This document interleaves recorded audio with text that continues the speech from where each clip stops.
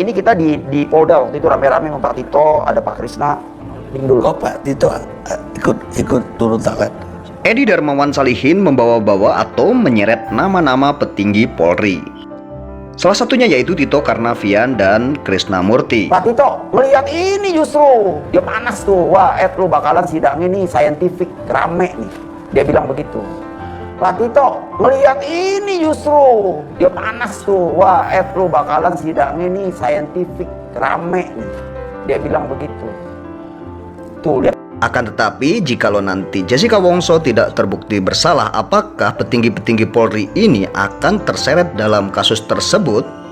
Di persidangan, Edi Darmawan Salihin ditanya oleh majelis hakim bahwa dia tidak menyisipkan barang bukti sekecil apapun, bahkan dia berani digeledah rumahnya jikalau dia menyisipkan barang bukti. Ya, tapi dia memasukkan itu tidak ada buktinya. Ada gerakan piksel doang. Memang nggak kelihatan secara jelas. Nah makanya tolong ditayangkan nih punya nih. Dia juga masukin sesuatu nih.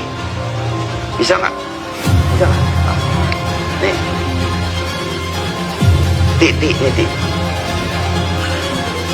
Nih. Ini dia masukin sesuatu nih.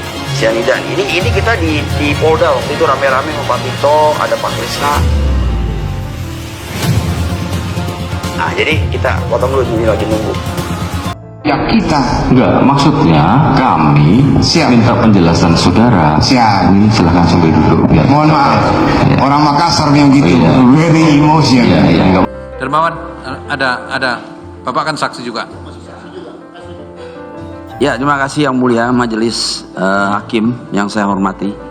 Memang waktu kejadian itu saya ribut, saya datang ke Olivier, saya tanya Devi gitu loh. Jadi waktu itu cuma ditayangin, saya ngeliat, oh seperti ini gitu. Udah begini aja, Sita ini harus serahkan kepada polisi, nanti polisi akan ke kejaksaan dan langsung lanjut. Karena ini masalah hukum, kalau masalah hukum kita nggak boleh pegang, nggak boleh apa. Nah itu originalnya Pak. Oh iya. Jadi Seperti Bapak, itu. Bapak nggak ada mendahului mengambil. Nggak ada Pak. Kalau saya ambil saya salah udah. Saya tahu itu. Saya ngerti hukum Pak. Dikit-dikit. Nggak ada Pak. Kalau saya ambil saya salah udah. Saya tahu itu. Saya ngerti hukum Pak. Dikit-dikit. Nggak ada Pak. Kalau saya ambil saya salah udah. Saya tahu itu. Saya ngerti hukum Pak. Dikit-dikit. Loading dulu. Kok Pak Tito ikut turun tangan? Pak Tito melihat ini justru dia panas tuh, wah lu bakalan sidang ini saintifik rame, dia bilang begitu. Tuh lihat tuh. Nah ini kenapa kita nggak keluarkan dulu waktu sidang? Kita nggak mau dia dihukum mati, biarin dia keseksa. Kalau bisa seumur hidup, maksud saya begitu. Ya, tapi dia memasukkan itu tidak ada buktinya. Ada gerakan piksel doang. Memang nggak kelihatan secara jelas. Nah makanya tolong ditayangkan nih punya nih. Dia juga masukin sesuatu nih. Bisa nggak? Bisa nggak? Nih.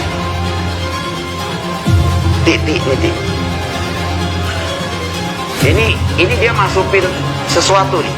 Cyanida. Ini kita di Polda waktu itu rame-rame sama Pak Tito, ada Pak Krisna. Nah jadi kita potong dulu, ini lagi nunggu.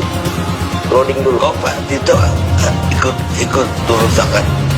Pak Tito melihat ini justru dia panas tuh, wah lu bakalan sidang ini saintifik rame, dia bilang begitu. Tuh lihat tuh. Nah ini kenapa kita nggak keluarkan dulu waktu sidang? Kita nggak mau dia dihukum mati, biarin dia keseksa. Kalau bisa seumur hidup, maksud saya begitu. Kalau menonton video persidangan ini, pastinya dia tidak akan bisa tidur dan para oknum-oknumnya juga tidak akan bisa tidur. Karena dia juga tahu hukum dikit-dikit, ujarnya. Makasih yang mulia. Ya, tapi begini, saudara di berbagai media kan mengatakan masih akan ada CCTV yang lain nanti waktunya saatnya. Begitu loh, itu membuat publik kan jadi bertanya-tanya. Begini yang mulia. Apakah memang itu masih ada? Tidak ada. Tidak ada. Tidak ada. Ya sudah, Mau digeledah ke rumah saya juga boleh, nggak ada. Ya sudah. Ya, terima Cukup. kasih yang Tidak ada mulia. lagi ya, selain yang tadi ya. Terima kasih yang mulia. Ya. Ya. Di awal-awal persidangan, Edi Darmawan tidak mengakui bahwa dia telah menyisipkan barang bukti CCTV. Akan tetapi di sebuah podcast, dia mengakui bahwa dia sendiri mempunyai barang bukti CCTV yang tidak pernah ditampilkan di persidangan. Dan itu katanya Mirna itu bibirnya jadi biru, tangannya pun biru. Padahal kalau orang kena cyanida merah. Belakangan baru muncul foto yang bibirnya jadi merah. Betul, saya kasih itu. Tapi dicurigai foto itu ya teknologi sekarang kan memang kita bisa dibikin umur 70 begini kayak ada umur 25 juga bisa. Nah, jadi gini Pak, kalau soal itu lucu ya, itu benar-benar dikasih semua oleh yang di atas ya. Waktu itu pembantu dari susternya Ade, istri saya Bu Santi, itu dia foto untuk kenang-kenangan. Saya juga nggak. Begitu saya lihat, loh ini merah nih, wah ini yang dicari toksikologi, makanya saya kasih. Yang masalah kan sekarang ini tidak ada pembuktian Bahwa itu cyanida. material dia memasukkan sesuatu ke gelas itu. Ya itu memang yang memang Pak Dum nggak bisa jelaskan dengan sangat detail. Ya. Tapi ada jawabannya. Tidak cyanida, tapi dia memasukkan itu tidak ada buktinya. Ada gerakan pixel doang. Memang nggak kelihatan secara jelas. Nah makanya tolong ditayangkan nih omunya nih. Dia juga masukin sesuatu nih. Kejahatannya terbongkar satu persatu. Dia mengakui menyisipkan barang bukti lain yang dia sisipkan. Bisa nggak? Bisa nggak? Nih. Ti. Ini dia masukin sesuatu nih, cyanida. Ini kita di Polda waktu itu rame-rame sama Pak Tito, ada Pak Krisna. Nah, jadi kita potong dulu, ini lagi nunggu. Loading dulu. Kok Pak Tito ikut turun tangan? Pak Tito melihat ini justru dia panas tuh. Wah, lu bakalan sidang ini scientific, rame nih. Dia bilang begitu.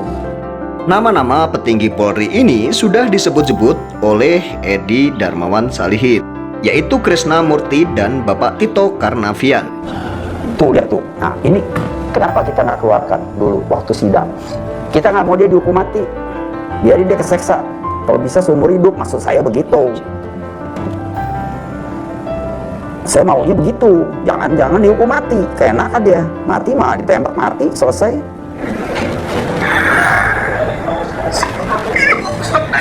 Ini polisi sampai teriak-teriak kesenangan nih. Gimana? Pulang ya. Perhatikan tangan kiri dia. Ini belum pernah dikeluarkan.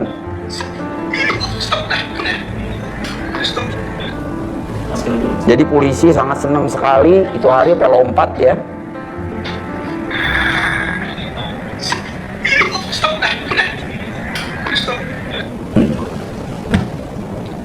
Dia masukin juga. Dia kurang kali, dia pakai sedotan yang teorinya Dr. Theodor. Coba dibuka deh linknya. Itu Theodor itu omongannya saya langsung, waduh kok dia yang ngomong bener ya. Kenapa tidak diotopsi? Diotopsi? Enggak, sampel aja diambil. Nah, saya ceritain bukan sampel. Jadi setelah itu malam Pak Slamet, Musyafak, ada lagi anak UI 2, saya ke dalam, tapi nggak enak sama banyak polisi itu kan bilang, Pak ini di luar aja deh. Soalnya ini masalahnya bisa dibedah-bedah nih.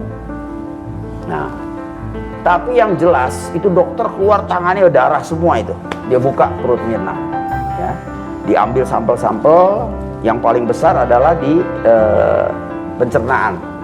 Itu sudah korosi berat, dikasih lihat saya. Terus ada kain putih ditaruh di meja gitu. Dia bilang nih, Ed, saya sih curiga racunnya cyanida, tapi jangan diputuskan dulu karena harus ke lab cream. Nah, dikasih lihat begitu, ditempelin. Merah warnanya, Pak. Waduh, saya bilang, ya udah dah, kita tapi diam dulu, tunggu keputusan. Baru paginya tuh, saat Mirna kita dalam perjalanan saya di Bogor ke Gunung Gadung, kuburan keluarga, dikasih tahu sama ya wakil anak-anak buah lah di unit 1 yang dipimpin oleh Hendro Sukmono. Itu dia ngomong, anakmu diracun. Cyanida loh, katanya dia mau bunuh bener tuh. Mikirnya begini, ini kenapa ya mati? Itu masih teka-teki itu. Begitu Pak Krisnamukti datang dengan dokter Musyafa, itu kepala dokter dokes daripada otopsi yang di Keramat Jati itu. Dia jelaskan ke saya, Pak Edi tolong ceritain deh kasusnya. Saya belum lihat, saya bilang CCTV. Ya kalau gitu besok kita lihat. Tapi ini nggak boleh lama-lama, otopsi dulu. Karena saya bilang, ini minum bertiga, Jessica, Hani, sama Mirna. Nah, wah, mesti otopsi. Kalau nggak otopsi, kita nggak bisa berbuat apa-apa. Sorry, dia bilang. Tegas dia. Langsung saya bilang, ya udah angkat deh, otopsi dulu. Nanti urusan nanti. Sekarang Krisnamukti sudah di Interpol, jadi dia udah bintang 2 lagi. Dulu Kombes, ya kan? Itu dia yang nanganin. Mentornya Pak Krisna. Jadi saya tahu persis. Pak Sambo kita kenal baik sama beliau.